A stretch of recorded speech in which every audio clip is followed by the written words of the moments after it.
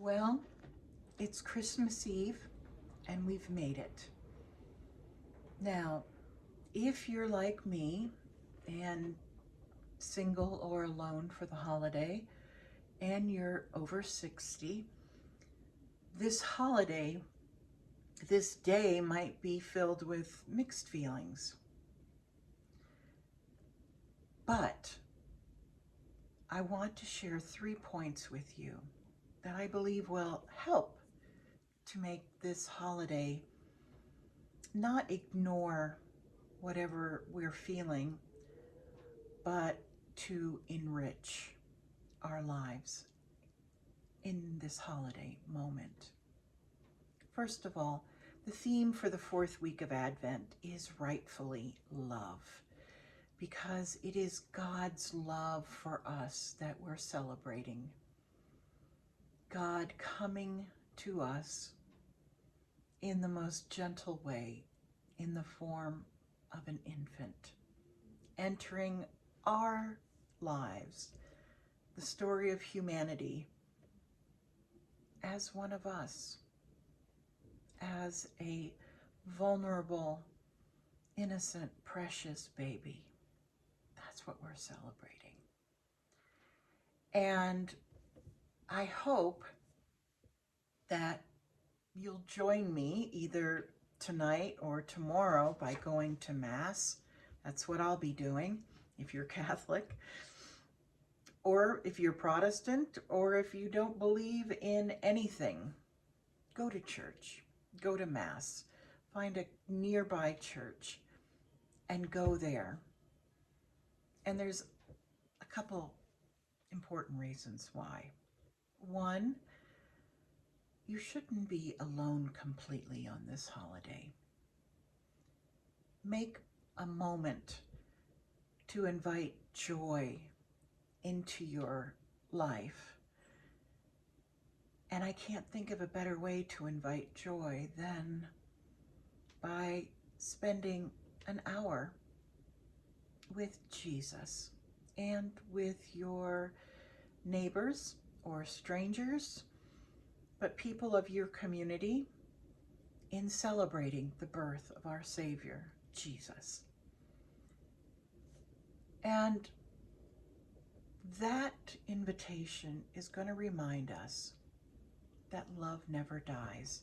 It may take different forms as we grow older, especially if we're missing someone who has passed away or who's not with us because they're celebrating holidays with their own families in another place. We know that love never dies. First of all, because God's love for us is eternal. It began before we were born and will never end. And that's what we're celebrating tomorrow. God's love among us, with us. In fact, the name Emmanuel means God with us.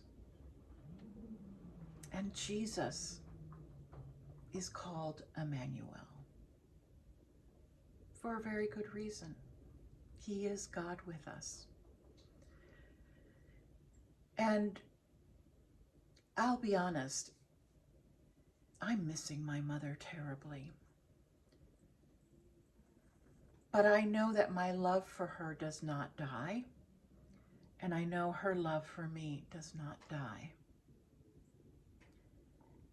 And I think that's important for all of us to remember on this holiday, that our love, the love we share and the love we carry, may take different forms, and maybe a new love will come into my life. And it won't diminish my love for my mother. It will just be a new expression of love. Love never dies.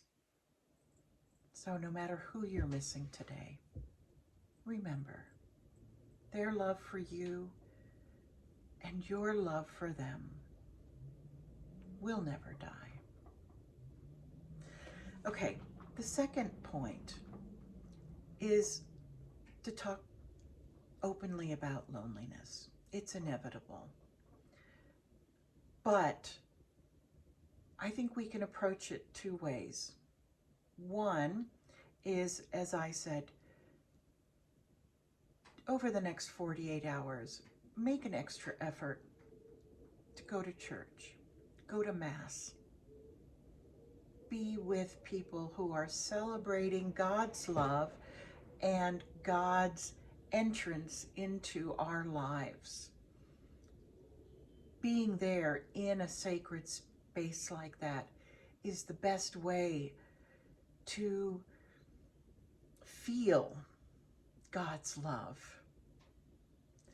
And if for whatever reason you can't leave your home, please go to YouTube and find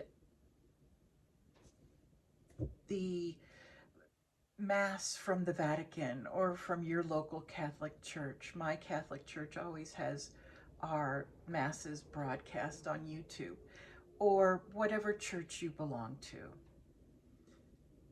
Even if you're joining in that way, let your heart join with other hearts in a celebration of Jesus' entrance into the world, so that you can feel a part of this sacred, holy community of which you are a part, just because you are human.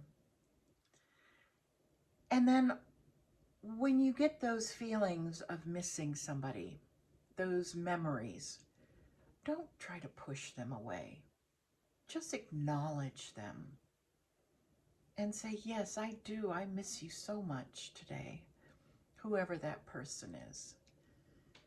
The other hour earlier, just a little while ago, I was standing at the sink washing some dishes, and I said, oh, Mom, I miss you so much today. And that's okay. It's okay to miss someone you love, whether they have passed away or they're just simply, far away. Acknowledge your feelings. They're real, and you deserve to feel them, especially at this time. And that brings me to point number 3, which is an invitation to take care of yourself.